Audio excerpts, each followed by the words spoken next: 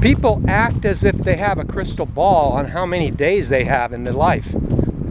Brief story of the guy that worked, long hours, did all the things that all the people in this space are doing. The buckets, the this, the that. And he was going to get to that date, that jump off date, when he was going to do all the wonderful things that he had planned. 62, he was going to retire. I mean, you can't make this stuff up, but it's a true story. I met the man as he told me his story, and he said that just a few months before he was to retire, one of his lungs collapsed, and he wasn't even a smoker or a drinker or anything, and he couldn't do any of the things he had planned. But he had a lot of regret, saying that, gee whiz, if I would have known this was going to happen, I would have gladly lived an extremely frugal lifestyle just to get my freedom and live my life. So that's part of that putting off your life for a future reward.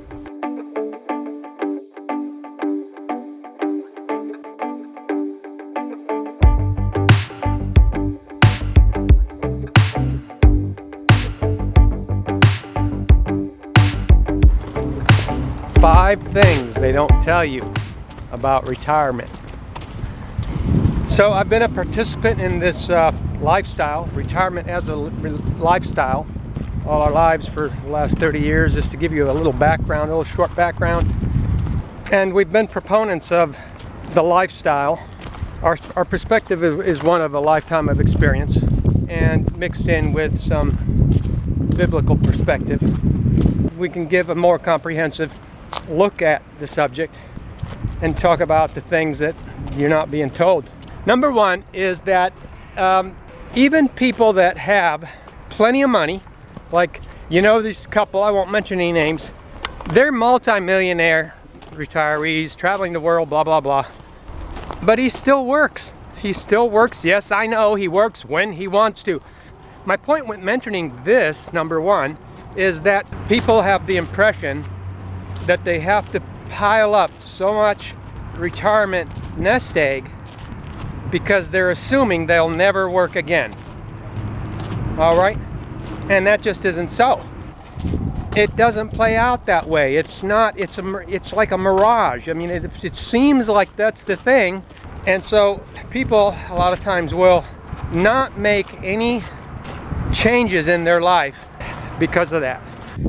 Tell me some person you've been following for a number of years in this space, and I'm sure you can show me that they have gone back to some kind of work in some way, whether it's out of boredom, whatever reason, just enjoyment, fulfillment, socialization, call it whatever, for whatever the actual reason, people just go back to some kind of level of working at some point. So that's what they don't tell you. Number two, and a lot of these will be sort of interrelated. After all, it's all about the same subject. Number two, having to plan for every single contingency in life. Well, coming from a guy that's been planning all his life, starting with my initial fire plans back in my early 20s, which I aborted. I jumped out with a parachute. I'm a planner. I plan everything. And I try to plan everything. I don't always succeed. He's a planner, believe me, he's a planner. It comes down to how much time you're going to spend planning.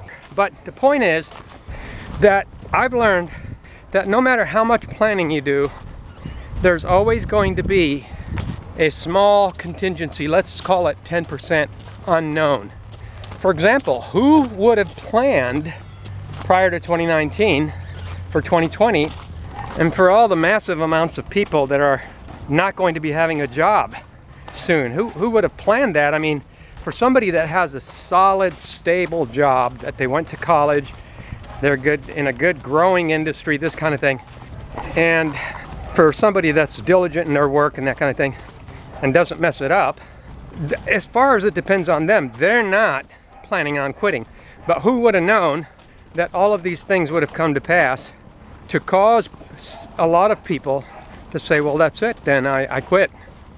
And when I say that's it, then I quit, quitting way before you had planned.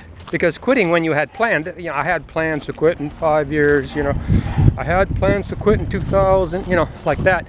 But an unexpected thing. So that's the 10% unknown that you can't plan for. But here's what you can plan for.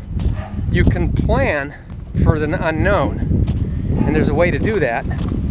I'll tell you at the end of the video, stick with it.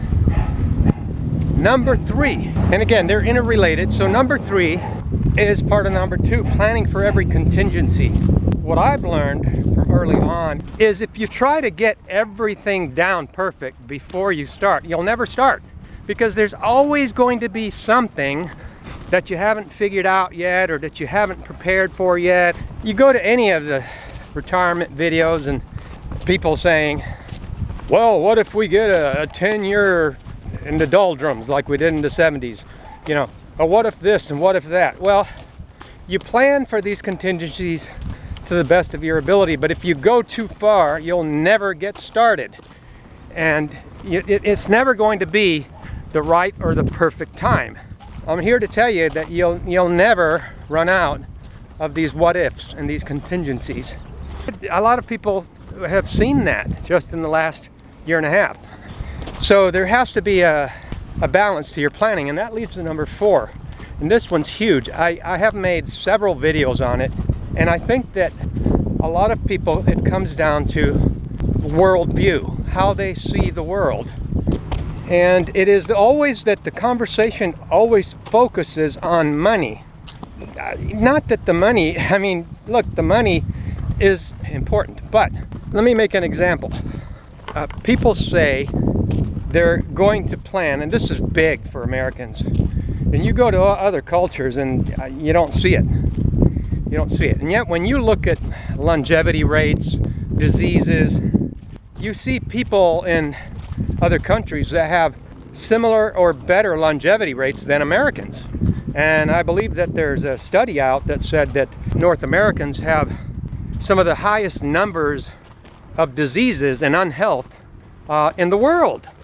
But at the same time, they're like some of the most insured people in the world. And so that's, I hope you're seeing the light here. And I think that insurance makes people feel better, but insurance won't make you live longer. And I'm not telling people what to do. Buy all the insurance you want, by all means. This is a conversation about what things they don't tell you. And I'm not saying you'll live longer without insurance or you'll live longer with insurance. What I'm saying, though, is that it's related, that people don't tell you. And when you go get information about this subject, what you see is an inordinate amount of focus on money and insurance, as if insurance is going to save you. If you get cancer and you die, you're going to get cancer and you're going to die. If I've done a poll, and most people would rather have good health than good health insurance. And so why not spend the time understanding what it takes to have good health so that you don't have to worry about insurance? And this just runs right into the money part, because it's a huge amount of money that people, and I think that the more people spend on it, the more comfy it makes them feel. You know, I think that they feel better because they're spending more. And what it really comes down to, though, is that again, it's just part of that preparation for wanting to have a balanced life, that is just putting more and more money requirements. And when we focus just on the money, this is what happens. So number 4 was focusing too much on the money. One more short example. I know multiple people, well-off couples, multimillionaires couples, they'll reach this number for their early retirement lifestyle. The whole life was a focus on money and saving and investing. But then when they reach that level where they want to change their life and have the lifestyle, then they start having a YouTube channel and teaching other people. And again, you know, each thing is not it. It's not that they have a YouTube channel. We have a YouTube channel. But the focus of the YouTube channel is on money. And so what I'm saying is that your whole life, you're worrying about money. And so when do you reach a level of comfort that says, I'm going to give this worry up. I'm going to give this worry up. I'm going to give this fear of lack of money, because that's what it is. And number 5, and again, these aren't new concepts, but I think that people get distracted with the money discussion, and it just goes whoosh over your head. So my point with this one is, people act as if they have a crystal ball on how many days they have in their life. Brief story of the guy that worked, long hours, did all the things that all the people in this space are doing. The buckets, the this, the that. And he was going to get to that date, that jump off date, when he was going to do all the wonderful things that he had planned. He was going to retire at 60 or whatever, or 62, he was going to retire. And this sounds, you can't make this stuff up, but it's a true story. I met the man as he told me his story, and he said that just a few months, can you get more irony in the story than that? Just a few months before he was to retire, one of his lungs collapsed, and he wasn't even a smoker or a drinker or anything, and he couldn't do any of the things he had planned, but he had a lot of regret, as he expressed it to me in a confidential conversation, saying that, gee whiz, if I would have known this was going to happen, I would have gladly lived an extremely frugal lifestyle just to get my freedom and live my life. So that's part of that putting off your life for a future reward. And what they don't tell you is that your life could end tomorrow and you have no guarantee. And many people's lives do end prematurely, and if they don't end completely, they end as they knew it. And this is the 6th thing they don't tell you, bonus, is that when people that do these things, it seems like the right thing to do, as in business people, always upping their game and always adding another level, another goal, more money, bigger houses, bigger and bigger houses, more and more money. And they don't understand that when you see some of these rich people like Burt Reynolds and some of the other billionaires, they get at the end of their life and they're angry. You see people that are angry at the end of their life. And I've been to retirement homes, and I've seen retired folks, and they're very unhappy. And that's because they did what seemed right to them all their life. And then when they get to the end of their life, they have regrets. And so the way to not have regrets is to have an introspective life and be constantly checking. It's like you get in your car, hopefully you're checking your tire pressure before you go down the road after your car has been sitting for 3 days, balanced life, you're not commuting. So your car's been sitting for 3 days or a week, you check your tires. Well, introspective means you have time to reflect and consider all the other priorities in life that are non-monetary, that have just as much, if not more value in life than the money. Well, there's a lot there to reflect on. I'm glad you stayed with me. Oh, and I said I would give you at the end of the video, what was it? All right, so this is the part I said I'd mention at the end of the video. Thanks for staying with the video. How to plan for that 10% unknown, just like you made all the lists of what could happen. But this is the part you couldn't, for one reason or another, it just wasn't part of what you could fathom or would fathom at the time.